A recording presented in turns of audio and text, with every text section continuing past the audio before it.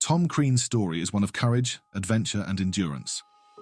From enlisting in the Royal Navy at 16 to facing the deadly cold of Antarctica, Crean's life was full of incredible challenges and heroic feats that left a lasting legacy. His tale begins with a choice that would lead him to the ends of the earth. At just 16, Tom Crean joined the Royal Navy, possibly after a disagreement with his father. His enlistment was recorded on July 10, 1893. From there, his naval career would take him on a path few could have imagined.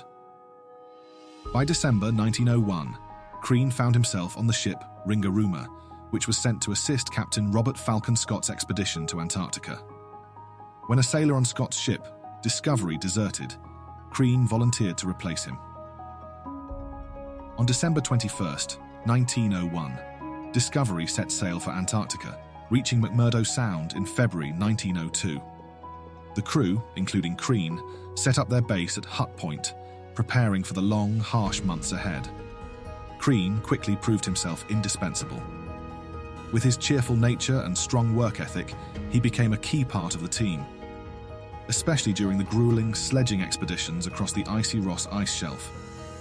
Scott's second-in-command, Albert Armitage, wrote in his book 2 Years in the Antarctic that Crean was an Irishman with a fund of wit and an even temper which nothing disturbed.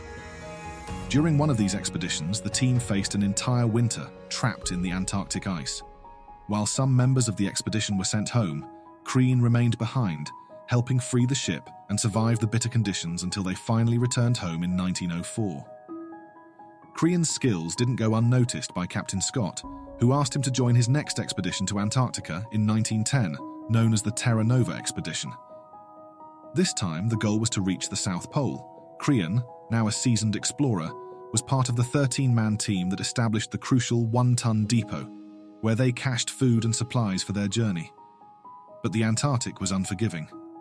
At one point, while camping on fragile sea ice, the ice cracked, leaving Crean and his companions adrift. Thinking fast, Crean leapt from one ice floe to another to get help, saving their lives. When the team made their final push toward the South Pole, Crean was among the last 8 men marching through the icy wilderness. But just 168 miles from their goal, Scott selected the final group to continue to the pole. Crean wasn't chosen, and though deeply disappointed, he followed orders to return to base. On the journey back, things took a dangerous turn. Crean's group lost their way and faced the terrifying decision to slide down a massive icefall, risking their lives in the process. Somehow they survived, but soon after, one of Crean's companions, Edward Evans, fell seriously ill with scurvy. With no other options, Crean made a daring solo trek of 35 miles through freezing conditions, with only a few biscuits and a piece of chocolate to sustain him. After 18 grueling hours, he reached base camp and returned with help, saving Evans's life. Crean's adventures didn't end there. In 1914, he joined Ernest Shackleton's Endurance expedition. When their ship became trapped in ice and eventually sank, the crew faced a nearly impossible journey to survival. They sailed through treacherous seas to Elephant Island, where Shackleton decided to make a desperate bid for help. Crean was one of 6 men chosen to sail 800 miles to South Georgia in a small lifeboat. Battling storms and towering waves, they made it after 17 days, completing one of the most incredible rescue missions in history.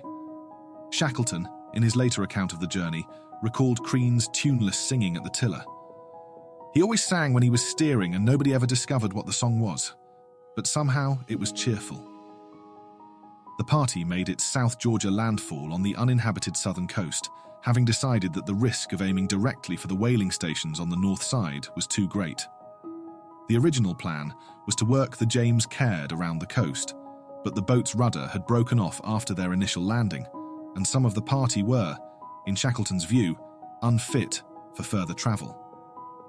The 3 fittest men, Shackleton, Crean, and Worsley, were decided to trek 30 statute miles, 48 kilometers, across the island's glaciated surface, in a hazardous 36-hour journey to the nearest manned whaling station. This trek was the first recorded crossing of the mountainous island without tents, sleeping bags, or map. Their only mountaineering equipment was a carpenter's adze, a tool similar to an axe, a length of alpine rope, and screws from the James Caird hammered through their boots to serve as crampons. They arrived at the whaling station at Stromness, tired and dirty, hair long and matted, faces blackened by months of cooking by blubber stoves. The world's dirtiest men, according to Worsley. They quickly organised a boat to pick up the three on the other side of South Georgia, but thereafter, it took Shackleton 3 months and 4 attempts by ship to rescue the other 22 men still on Elephant Island, all of which survived their ordeal. On the 5th of September 1917, Crean married Eileen Herlihy of Annaskall. In early 1920, Shackleton was organising another Antarctic expedition, later to be known as the Shackleton-Rowett Expedition. He invited Crean to join him along with other officers from the Endurance. By this time, however, Crean's second daughter had arrived, and he had plans to open a business following his naval career. He turned down Shackleton's invitation, stating, "I have a long-haired pal now." On his last naval assignment, with HMS Hecla, Crean suffered a bad fall which caused lasting effects to his vision. As a result, he was retired on medical grounds on 24 March 1920. He and Eileen opened a small public house in Annaskall, which he called the South Pole Inn. The couple had 3 daughters, Mary, Kate, and Eileen, although Kate died when she was 3 years old. Throughout his life, Crean remained an extremely modest man. When he returned to Kerry, he put all of his medals away and never again spoke about his experiences in the Antarctic. He received the Albert Medal in 1913 to recognise the saving or endeavouring to save the lives of others.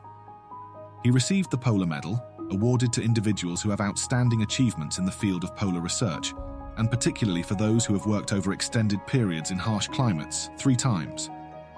In 1904, 1913 and 1916. In 1938, Crean became ill with a burst appendix. He was taken to the nearest hospital in Tralee and then transferred to the Bon Secours Hospital in Cork, where his appendix was removed.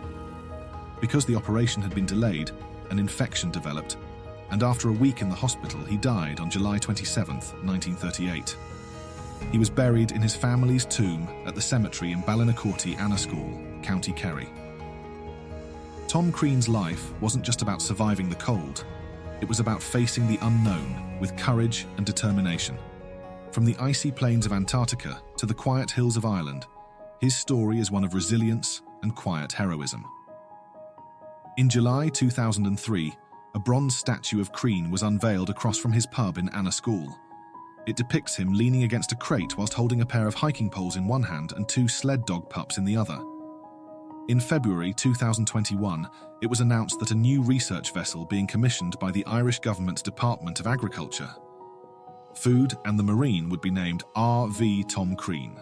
The term hero gets thrown around far too easily these days. But Tom Crean was a true hero that risked his life several times over to save the lives of his crewmates and friends. Men like him are a rare breed. Don't forget to like, share, and subscribe for more stories from history. Hit the notification bell so you never miss an update. See you next time.